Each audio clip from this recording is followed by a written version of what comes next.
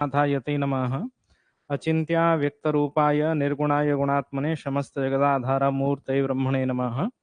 स्वागत है सभी को। जैसे पूर्व कक्षा में हम लोग कारक के विषय में पढ़ रहे थे और कारक में धर्मे सूर्यः शीतगुरुबंधुभावे शौर्ये भौमः पंचमे देवमंत्री कामे शुक्र चाष्टमे भानुपुत्रः कुर्यात् तस्य क्लेशमित्याहुरन्ये। यह श्लोक का जो हम लोग चर्चा कर रहे थे कारक भावनाशाय, उसी संदर्भ में ये विषय था। उसके बाद हम लोग चलते हैं अगले लग्न फलादेश के ऊपर, विशेष करके इसमें कामे शुक्र चाष्टमे ग्रह कुर्यात् तस्य क्लेशमित्याहुरन्ये, ये पूर्व कक्षा में हम लोग चर्चा संपूर्ण किए थे। उसके बाद लग्न जब फलादेश का हम लोग चिंतन करते हैं लग्नाधिपति का, क्योंकि लग्नाधिपति का क्यों करना है, उसका कारण जो प्रमुख कारण होता है वो सबसे प्रमुख होता है। लग्न हमारा मुख्य होता है फलादेश के लिए। जिस समय में हम लोग जन्म होते हैं उसी समय का ही लग्न निकल के आता है और उसी लग्न के आधार पे हमारा आकृति प्रकृति गुण धर्म सभी हम लोग प्राप्त करते हैं। उसी के अनुसार पूरा संपूर्ण जीवन हमारा क्या रहता है, प्रभावित रहता है। इसीलिए लग्नाधिपति लग्न और लग्न भाव का कारक, लग्न भाव का स्थिर कारक ग्रह जो है वो सूर्य है। स्थिर कारक ग्रह सूर्य के साथ लग्न लग्नाधिपति, वह लग्नाधिपति कहाँ बैठा है, क्योंकि जन्म कुंडली में जब भी हम लोग फलादेश करते हैं लग्न सूर्य चंद्रमा इन तीनों को तो देखते ही हैं, क्योंकि एक तो आत्मा, दूसरा मन, तीसरा जो है वो शरीर है। शरीर भाव का अधिपति अथवा लग्न भाव का अधिपति जो है वो प्रमुख भूमिका निभाता है। उसका संबंध किसी भाव के साथ अथवा वो लग्नाधिपति किस राशि में विद्यमान है और किस राशि के अधिपति के साथ व किस भाव के अधिपति के साथ उसका दृष्टि अथवा युति संबंध है। आज हम लोग संबंध कितने प्रकार के हैं उसको भी समझेंगे। इसमें प्रमुख विषय क्या होगा ना, लग्नाधिपति का महत्व क्या है। उसमें फलदीपिकाकार, वही मंत्रेश्वर दैवज्ञ 15 नंबर अध्याय में अंतिम लगभग 2-4 श्लोक में लग्नाधिपति के विशेषता के बारे में कहते हैं। लग्नेश्वरो यद भवनेश युक्तो यद भावगः तस्य फलम ददाति। इसका अर्थ परिष्कार हो रहा होगा श्लोक से ही। लग्नेश्वरो यद भवनेश युक्तो यद भावगस्तस्य फलम ददाति। जिस भाव में बैठ जाए और जिस भाव के अधिपति के साथ वह संबंध बना ले, युति अथवा दृष्टि संबंध बना ले, उसका फल ही देता है। फलम ददाति, तस्य फलम ददाति। तस्य फलम मतलब उसका फल को यह प्रदान कर देता है लग्नाधिपति। जैसे हम लोग 12 भावों में से भी कुछ व्यक्तिगत भावों का चिंतन, जो व्यक्ति के भाव चिंतन करते हैं, जैसे पत्नी कहने से सप्तम भाव, पुत्र व संतान कहने से पंचम भाव, भ्रातृ व भगिनी कहने से तृतीय अथवा एकादश भाव, कुटुंब कहने से द्वितीय भाव, मातृ कहने से चतुर्थ भाव, पितृ कहने से दशम भाव व वंशज कहने से नवम भाव। इस प्रकार मातुल कहने से, मामा कहने से, मातुल कहने से षष्ठ स्थान। इस प्रकार प्रत्येक व्यक्ति विशेष का कुछ विचार किया जाता है 12 भावों से। उसमें ये प्रसंग है, जिस भावाधिपति के साथ अथवा जिस भाव में बैठा हो लग्नाधिपति। जैसे यदि सप्तम भाव में बैठा हो लग्नाधिपति तो सप्तमेश वह प्रभावी होगी। वह सप्तम भाव कहने से यदि पुरुष का जन्म कुंडली है पत्नी, तो तस्य फलम मतलब पत्नी संबंधित फलम को भी वो प्रदान करेगा। सप्तम भाव से जो विचारणीय विषय है उस भावजन्य फल को भी लग्नाधिपति प्रदान करेगा, यह अर्थ है। इसके क्या संबंध, जब हम लोग निजत्व का फलादेश पढ़ रहे थे, आप लोगों को याद होगा सब निजत्व ग्रह कौन कौन है? याद है ना? निजत्व ग्रह लग्नेश, तृतीयेश, एकादशेश।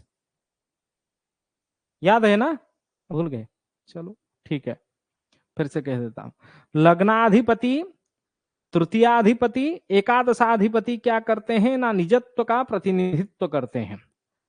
एक तृतीय तो पराक्रम स्थान है, एकादश लाभ स्थान है, और लग्न जो है वो खुद ही है, शरीर है। इसलिए निजत्व के प्रतिनिधित्व करने के कारण ये तीनों अधिपति यदि किसी भाव में संबंध रखते हैं किसी भाव के ऊपर, तो वहां उस भाव क्या करता है, उस भाव का फल क्या होती है, वह निजत्व का प्रभाव हो जाता है। मतलब उसमें निजत्व का गुण सृष्टि हो जाता है। यदि सप्तम भाव में बैठ जाए तभी वो खुद ही रिश्ता तय करेगा और उसी रिश्ते में वो शादी करेगा। वो पिताजी माताजी किसी को पूछ के शादी करे, इस प्रकार की आदत उसको नहीं होगा।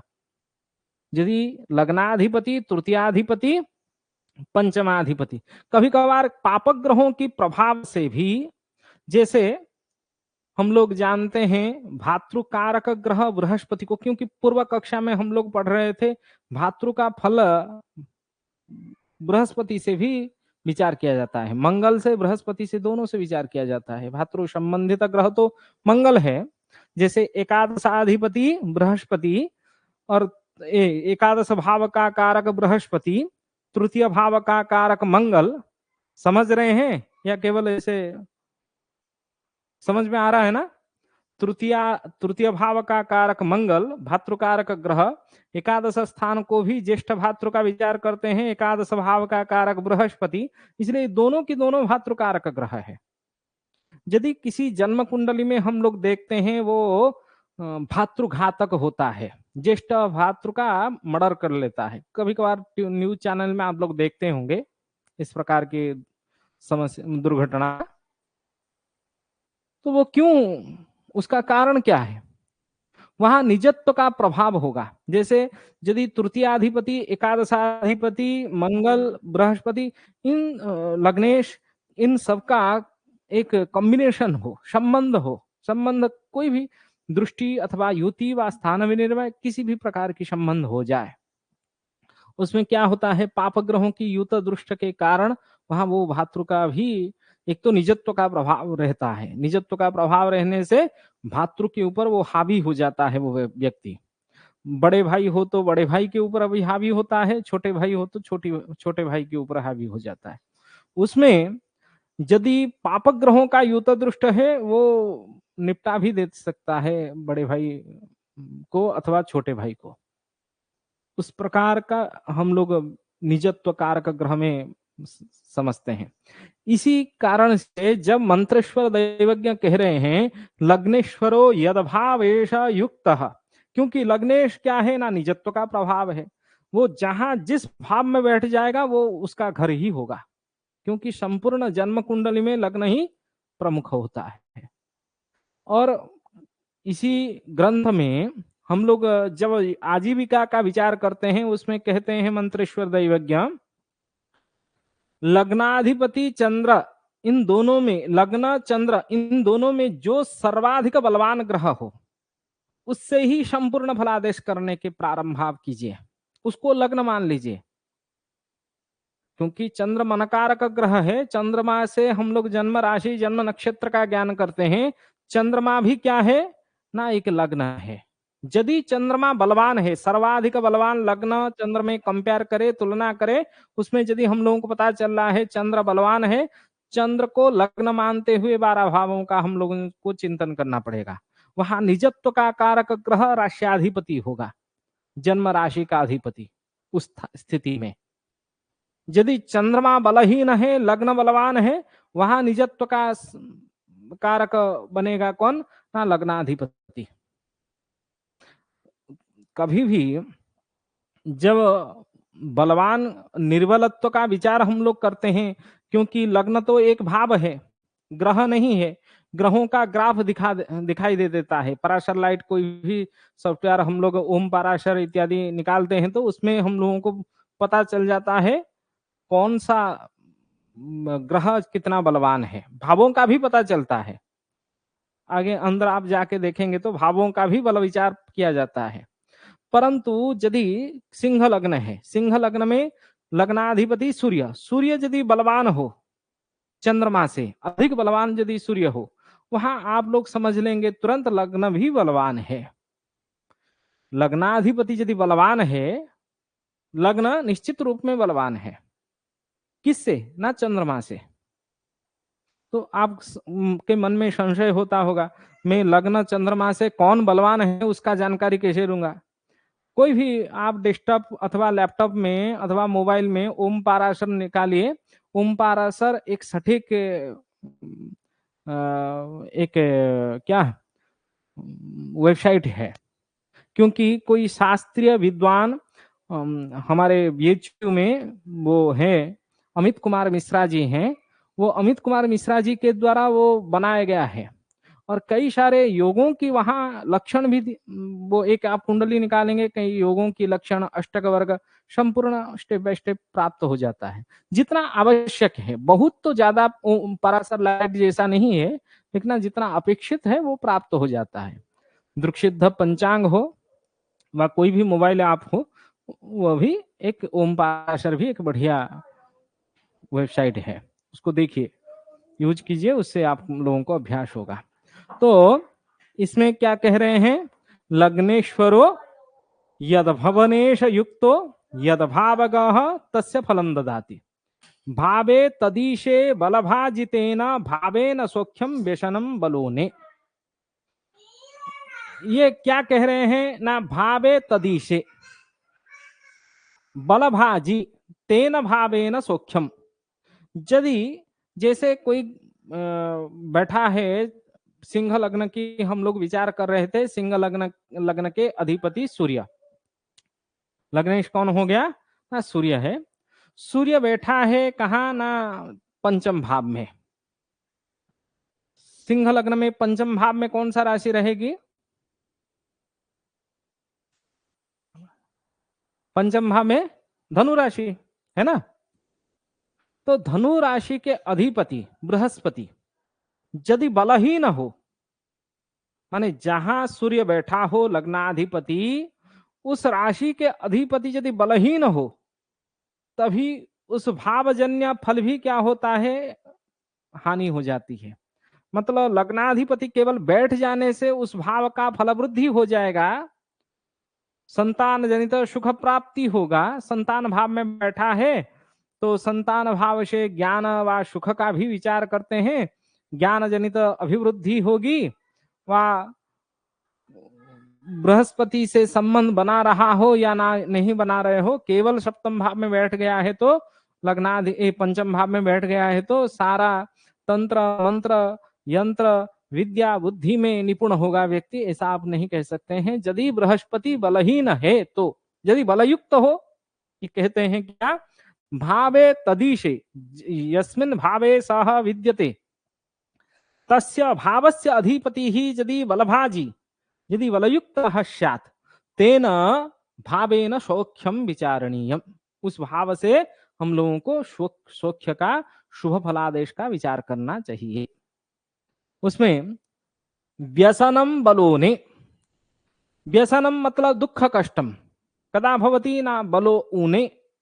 यदि बलहीनता हो, निश्चित रूप में उस भावजन्य फल क्या होगा? दुख कष्ट युक्त होगा। मतलब उतना शुभ फल आप नहीं कह सकते हैं उस भावजन्य फल को। केवल लग्नाधिपति बैठ जाने से ही उस भाव का फल वृद्धि होगा, ऐसा नहीं कहते हैं। उसके बाद क्या कह रहे हैं ना? यदभाव प्रभुणा युतो बलवता मुख्यांगो लग्नपः तदभावानुभवम वितनुते यदभावगहस्तस्य च संयुक्तो बलहीन भावपतिना निंद्यांग भाजाम फलम कुर्यात् तद विपरीतमेव मुदितम सर्वेषु भावेष्वपि। पहले हम लोग श्लोकों की अर्थ लगा लेते हैं, उसके बाद जन्म कुंडली के उदाहरण को समझेंगे। ये क्या कह रहे हैं ना? यदभाव प्रभुणा युतो, लग्नेश लग्नाधिपति जिस भाव के अधिपति के साथ युत हो, बलवता मुख्यांग गगो लग्नपः, माने बलवान लग्नाधिपति जिस भाव में बैठा हो और जिस भाव के अधिपति के साथ मिलकर बैठा हो, तदभावानुभवम वितनुते, उस भाव का अनुभव को व फल को वितनुते मतलब प्रदान करता है। जिस भाव में बैठा है और जिस भाव के अधिपति कब प्रदान करता है, यहाँ एक कदा प्रदानम करोति, वह एक मन में प्रश्न होता है, कब देता है उस भावजन्य फल को। इस प्रश्न के उत्तर में हम लोग अष्टक वर्ग में अथवा गोचर में चले जाते हैं और दशा अंतरदशा में चले जाते हैं। जैसे मैं अभी विचार कर रहा था, वो धनु लग्न में, सिंह लग्न का अधिपति सूर्य धनु राशि में बैठा है, बृहस्पति की महादशा चल रही है। तो यदि बृहस्पति बलवान हो तो उस संतान भावजन्य सौख्य का फलादेश हम लोग कब करेंगे ना, बृहस्पति की दशा अंतरदशा प्रत्यंतरदशा में ही कर लेंगे। यदि उस भाव का अधिपति निर्बल हो तभी क्या होगा ना, उस भाव का हानि भी, व्यसन भी कहेंगे, मतलब हानि भी, दुख कष्ट का भी विचार करेंगे। और सबसे महत्वपूर्ण दशा अंतरदशा प्रत्यंतरदशा के साथ साथ अष्टक वर्ग का विचार है। गोचरीय विचार हम लोगों को एक स्थूल गोचर विचार हमेशा हाथ गिनती से पता चल जाता है। जैसे वर्तमान किस राशि में बृहस्पति है आज के डेट में, आवाज आ रही है या नहीं? आज की डेट में बृहस्पति किस राशि में है? तो चले गए हैं, चलिए, बृहस्पति वृष राशि में विद्यमान है ना? तो वृष राशिस्थ बृहस्पति, वृष राशिस्थ बृहस्पति यदि सूर्य अष्टक वर्ग चक्र में, हम लोगों का अष्टक वर्ग चक्र देखेंगे, सभी का एक एक भिन्न अष्टक वर्ग चक्र बनता है। आप लोग यदि अष्टक वर्ग कक्षा में जुड़े होंगे उसमें भी आप लोगों को पता चलेगा। सभी का भिन्न अष्टक वर्ग चक्र में से जो लग्नेश है, जो लग्नाधिपति है, उसका जो अष्टक वर्ग चक्र है वो सबसे महत्वपूर्ण भूमिका निभाता है। सूर्य का, चंद्रमा का, मंगल का, बुध का, गुरु का, शुक्र का, शनि का, सभी का भिन्न अष्टक वर्ग चक्र है। सबसे हम लोग फलादेश करते हैं, परंतु सबसे अधिक फलादेश किससे करते हैं ना, जो लग्नेश का भिन्नाष्टक वर्ग से। उसमें 12 भावों को देखा जाता है। उस कुंडली में भिन्नाष्टक वर्ग चक्र में, क्योंकि आप लोगों को पता नहीं है तो एक केवल सामान्य रूप में मैं कह देता हूं, अष्टक वर्ग मतलब 8 होता है। शुभ अशुभ कुल मिला के 8 होते हैं। मतलब उसमें कुछ संख्या व रेखा व कुछ चिन्ह दिया जाता है, बिंदु के रूप में व कुछ रेखा के रूप में हम लोग अंकित करते हैं। जिस राशि में सबसे अधिक शुभ चिन्ह हम लोगों को प्राप्त होता है, मतलब 8 का आधा होता है 4, 4 से अधिक शुभ बिंदु प्राप्त होगा तो उसको क्या मान लेते हैं, हम शुभ मान लेते हैं। जैसे सिंह लग्न की हम लोग चर्चा कर रहे हैं, सिंह लग्न के अधिपति सूर्य, सूर्य भिन्नाष्टक वर्ग चक्र को देखे और सूर्य भिन्नाष्टक वर्ग में हम लोग क्या किए ना, एक कुंडली बना लिए। एक उदाहरण के लिए मैं बना लेता हूं, सूर्य भिन्नाष्टक वर्ग चक्र का एक बना लेते हैं। तो उसमें 12 भावों का हम लोगों को चिंतन करना है। सूर्य स्थित राशि से व लग्न से 12 भावों का चिंतन करना है। जिस जिस राशि में सबसे अधिक शुभ बिंदु हो, क्या है ना, लग्न क्या था, सिंह लग्न था, और हम लोग क्या किए ना, कोई भी मोबाइल ऐप अथवा कोई भी सॉफ्टवेयर से हम लोग सूर्य भिन्नाष्टक वर्ग चक्र को निकाले। सूर्य भिन्नाष्टक वर्ग हमेशा नहीं निकालना है, लग्नेश भिन्नाष्टक वर्ग हमेशा निकालना है। क्या निकालना है, जो भी लग्न का अधिपति होगा, लग्नेश भिन्नाष्टक वर्ग,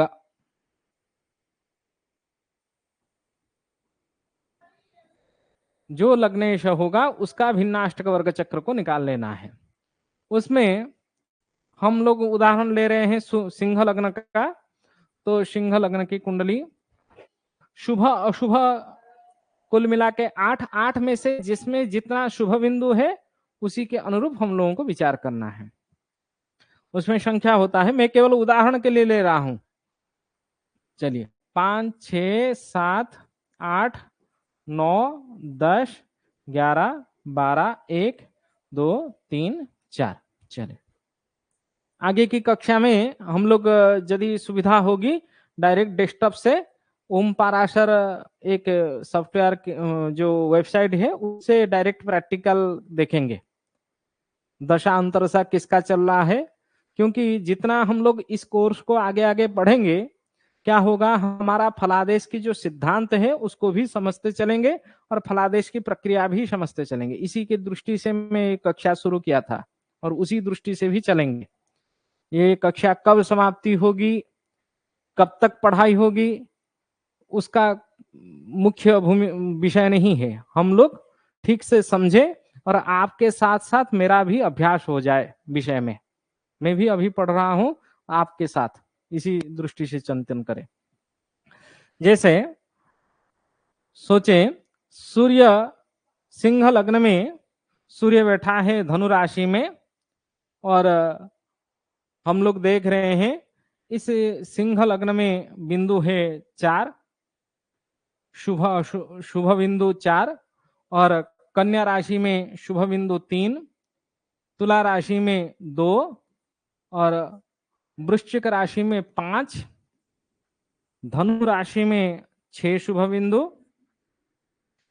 मकर राशि में 4 एवं 3 किसमें सप्तम भाव में,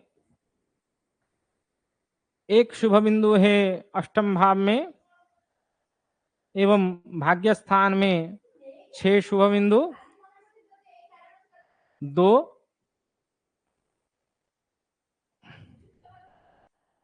और इसमें एकादश भाव में 4, इसमें 5। इस प्रकार शुभ बिंदु युक्त है संपूर्ण सूर्य भिन्नाष्टक वर्ग चक्र में।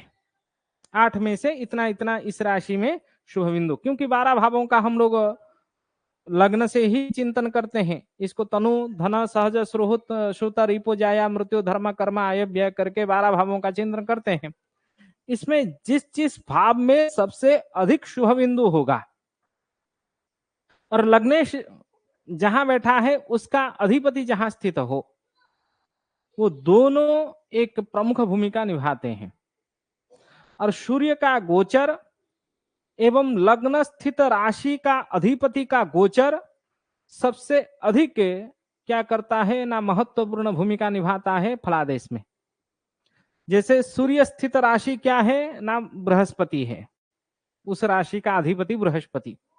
यदि बृहस्पति व्ययभाव में कर्क राशि में अवस्थित है और जिस कर्क राशि में अवस्थित है वहां बिंदु कितना है ना, 5 है, तो हम लोगों को तुरंत एक आइडिया क्या आ जाता है ना, बृहस्पति जिस राशि में बैठा है उस राशि का अधिपति उच्चस्थ है, भले ही परस्पर में है, वायुत नहीं है, कोई भी संबंध नहीं बना रहे हैं, उसके बाद भी बृहस्पति जिस राशि में बैठा है वहां शुभ बिंदु अधिक है। उस कारण से व्ययभाव होने के बाद भी व्ययभाव भी आध्यात्मिक सुख को प्रदान करता है और उच्चस्थ बृहस्पति होने से भी संतान सुख प्राप्त हो जाएगा, उसमें कोई समस्या नहीं है। केवल बृहस्पति व्ययभाव में बैठ जाए, हानि स्थान में दुस्थान में बैठ जाए तो हानिप्रद रहेगा ऐसा नहीं कहना है। क्योंकि जब हम लोग 2 भावों का अधिपति का चिंतन करते हैं उसमें एक कंपेयर करते हैं, दोनों भावों में से एक शुभ भाव होता है एक अशुभ भाव होता है। और इसी फलदीपिका में 15वां अध्याय में आप लोग पढ़ेंगे तो जैसे बृहस्पति का एक धनु राशि है और एक मीन राशि है, धनु मीन में से धनु राशि का प्रभुत्व अधिक रहेगा बृहस्पति के दशा अंतरदशा प्रत्यंतरदशा में। उसका कारण क्या है ना, वो धनु राशि में मूल त्रिकोण होता है, उसका जो मूलत त्रिकोण राशि है वो सबसे अधिक वो प्रिय होता है उस ग्रह के लिए। मूलत त्रिकोण राशि जैसे धनु राशि यहाँ कहाँ विद्यमान है ना, पंचम भाव में। पंचम भाव में धनु राशि, अष्टम भाव में आपका मीन राशि है, और मीन राशि के अधिपति उच्चस्थ होके बैठा है। और चंद्र यदि बैठ जाए कहाँ, यही मकर राशि में, भले ही शत्रु क्षेत्रस्थ हो, वहां विपरीत राजयोग भी उत्पन्न हो जाता है, पूर्व कक्षा में भी हम लोग पढ़े हैं। और चंद्रमा से सप्तमस्थ बृहस्पति, चंद्रमा क्षीणत्व है, सूर्य के निकटवर्ती ग्रह है, उसके बाद भी यहाँ क्या होगा ना, हंस योग भी उत्पन्न हो जाएगा, यहाँ गजकेसरी योग भी उत्पन्न हो जाएगा बृहस्पति के द्वारा, और बृहस्पति उसका शुभत्व का प्रभाव भी देगा।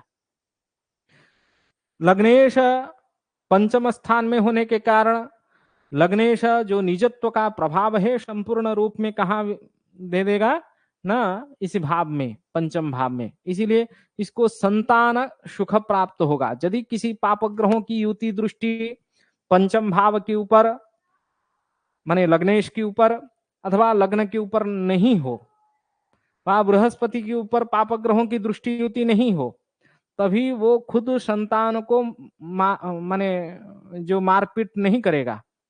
यदि पाप ग्रहों का युति दृष्टि होगा, वो संतान को मारपीट कर सकता है।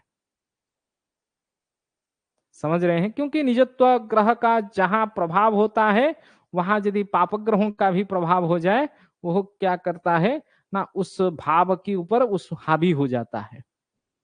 इस प्रकार समझ गए हैं ना? इसमें किसी को कोई प्रश्न हो? यदि इसमें क्या प्रसंग था ना, जिस भाव में जो लग्नेश भिन्नाष्टक वर्ग में जिस भाव में अधिक शुभ बिंदु हो, उस भाव का शुभ फलादेश आपको करना है। जैसे यहाँ चतुर्थ स्थान सुख स्थान शुभ बिंदु से युक्त है, इसीलिए उसको वाहन जनित इत्यादि सब सुख प्राप्ति होगा। लग्नेश भिन्नाष्टक वर्ग चक्र में यदि जैसे भाग्य स्थान शुभ बिंदु से युक्त हो एवं नवम स्थान शुभ बिंदु से त्रिकोण भाव यदि शुभ बिंदु से अधिक युक्त हो, 1, 5, 9 तीनों यदि शुभ बिंदु से युक्त हो, जैसे हम लोग लघु पाराशरी इत्यादि सिद्धांतों में पढ़े हैं, जो त्रिकोण स्थान होता है सबसे अधिक शुभ नित्य शुभ स्थान के रूप में जाना जाता है। इसमें क्या होता है ना, संपूर्ण जीवन में उसका जो प्रारब्ध होगा, पूर्व जन्म का जो कर्म होगा, वो निश्चित रूप में शुभ कर्म होगा, जिस कारण से पंचम नवम भाव शुभ बिंदुओं से युक्त होता है। और एक सर्वाष्टक वर्ग चक्र भी है, उसका भी एनालिसिस किया जाता है, उसका भी कंपेयर किया जाता है। उस विषय को आगे हम लोग समझेंगे। इसमें उस श्लोक को थोड़ा सा समझ लेते हैं, क्योंकि विषयांतर में हम लोग चले गए। चलिए, क्या कहते हैं ना, यदभावानुभवम वितनुते यदभावगः तस्य च संयुक्तो बलहीन भावपतिना निंद्यांग भाजाम फलम। यदि बलहीन अधिपति के साथ युत हो जाए, वहां निंद्यांग भाज मतलब निंदित होता है, वह उस भावजन्य अशुभ फल हम लोगों को विचार करना चाहिए। कुर्यात् तद विपरीतमेव मुदितम सर्वेषु भावेष्वपि। इसी प्रकार जिस भाव में वो गोचर करे, जैसे जहां जहां अल्प से अल्प बिंदु युक्त हो, उस भाव में जब लग्नाधिपति गोचर करे अथवा लग्नाधिपति जिस राशि में बैठा है उस भाव का अधिपति गोचर करे, उस भाव का अशुभ फल कहना है। जैसे हम लोग वृष राशि में देख रहे थे, कम बिंदु था, अभी हम लोग विचार जो कर रहे थे, बृहस्पति अभी वृष राशि में गोचर कर रहा है, सूर्य वर्तमान समय में तुला राशि में गोचर कर रहा है। तुला राशि में यदि कम शुभ बिंदु हो, बृहस्पति जिस राशि में गोचर कर रहा है वह यदि कम बिंदु से युक्त हो, ये जो कालखंड जब तक बृहस्पति का जो गोचर स्थिति समाप्त माने वृष राशि से वो मिथुन राशि तक नहीं चलता है, तब तक क्या होगा, उसको हानि होगा उस व्यक्ति को।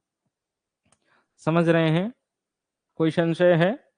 उसी प्रकार महीना का विचार हम लोग तो सूर्य से करते हैं, 1 महीना तक एक राशि में रहता है, इसलिए इस महीना में तुला राशि में यदि कम बिंदु हो सूर्य भिन्नाष्टक वर्ग में, निश्चित रूप में उस व्यक्ति के लिए क्या होगा ना इस महीना भी कष्ट युक्त होगा। इसी तरह हम लोग लग्नाधिपति को प्रमुख दे के फलादेश करते हैं। उसके बाद कहते हैं दुस्थानपस्तदीतर स्वगृह स्थितश्चेत स्वक्षेत्र भाव फल मेव करोति नान्यत। ये वही विषय है, यदि दुस्थान का अधिपति यदि संबंध बना रहा हो और तदीतर स्वगृह स्थितश्चेत, जिस भाव में लग्नाधिपति बैठा हो वह दुस्थान के मतलब अशुभ स्थान त्रिक स्थान के अधिपति के साथ संबंध बना ले, तभी निश्चित वहां हम लोगों को हानि फल पर विचार करना है। चलिए उसके बाद क्या कहते हैं, षष्टाधिपत्य कृतदोष फलम च नात्र राशु स्थितिर मिथो योग दृष्टि केंद्रेषु संस्थिति ही, दृष्टि ही केंद्रेषु संस्थिति ही बंध इरिता। ये चलिए ये संबंध कितने प्रकार की है ना, 5 प्रकार की है, यहां विचार कर रहे हैं।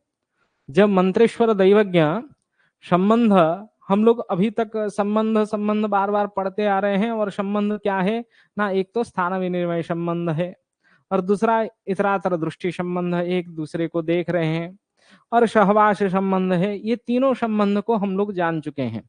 क्या क्या संबंध है ना, 1 नंबर में स्थान विनिर्मय संबंध, रासु स्थिति ही, रासु स्थिति मतलब स्थान विनिर्मय, स्थान विनिर्मय संबंध। और दूसरा क्या है ना, मिथ योग, परस्पर योग हो जाए। मिथ मतलब परस्पर, परस्पर योग हो जाए, मतलब जिसको हम लोग सहवास संबंध, एक साथ बैठ जाने से सहवास संबंध कहते हैं। ठीक है। तृतीय क्या कहते हैं ना, दृष्टि ही, दृष्टि में इतरातर दृष्टि, इतरातर दृष्टि। और चौथा संबंध क्या कह रहे हैं, इतरातर दृष्टि तो हम लोग जानते हैं एक दूसरे को देखने से, जैसे केंद्राधिपति त्रिकोणाधिपति को देख रहा हो, त्रिकोणाधिपति केंद्राधिपति को देख रहा हो, वहां भी राजयोग उत्पन्न हो जाता है, पढ़े हैं। केंद्रेषु संस्थिति ही त्रिकोणे वा स्थिति ही, 5 प्रकार। केंद्र संबंध एक सबसे महत्वपूर्ण संबंध होता है, केंद्र संबंध। इसमें दशम संबंध सबसे महत्वपूर्ण है केंद्र संबंध में, मतलब जो ग्रह जहां बैठा है, शुक्र जहां बैठा है, उससे दशम घर में यदि शनि बैठा हो, शनि के साथ शुक्र का क्या है दशम संबंध है।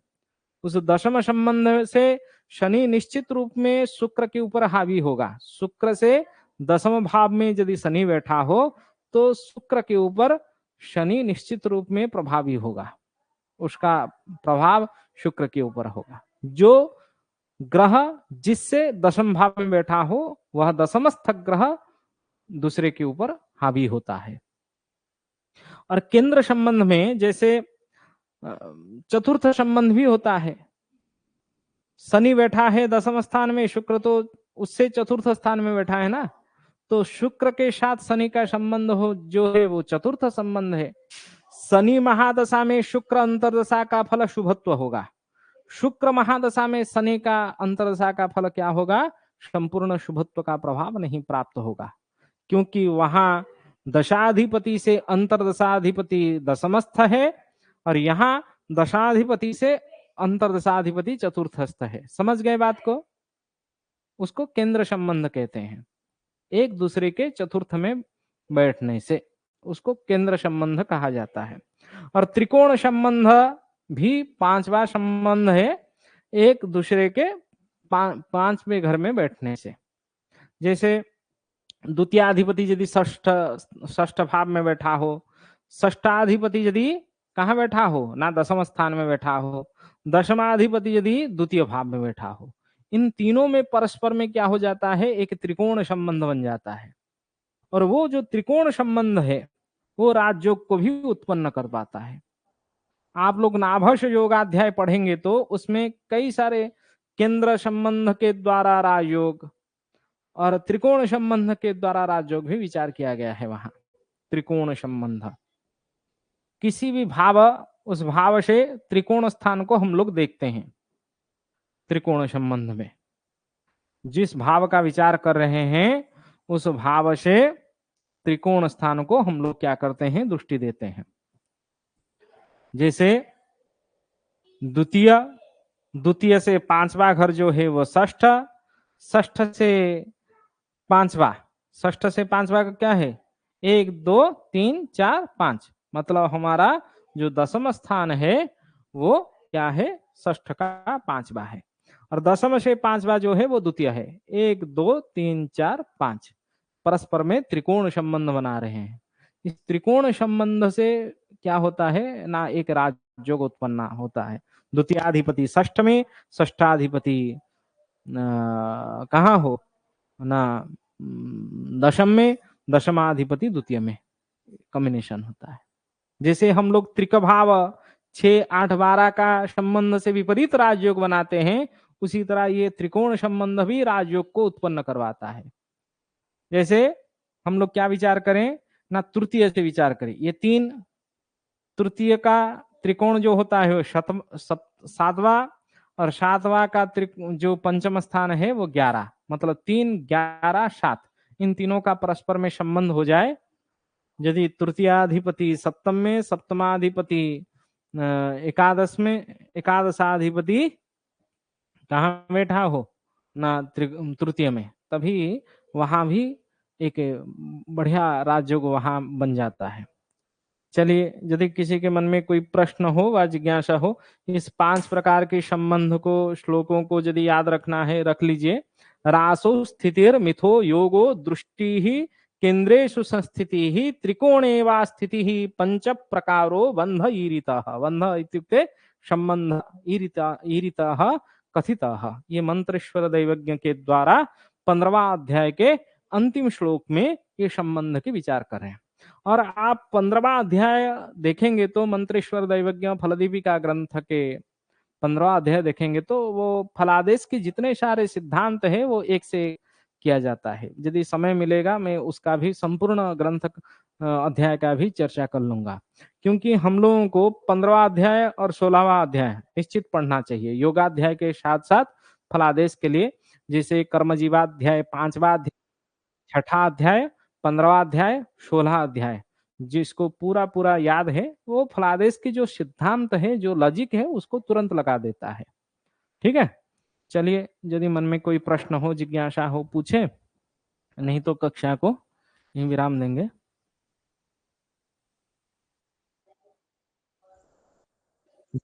पूछिए।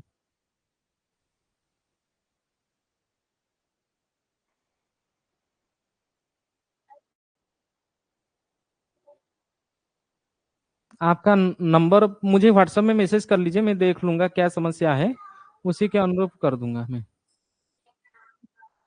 ठीक है, क्या समस्या कुछ, ठीक, ठीक है। तो आपका भी सोमवार को हो जाएगा गौतम जी, आपका वो सोमवार को, फॉरेन कंट्री में आप है ना, इसीलिए सोमवार को वो समस्या समाधान करेंगे।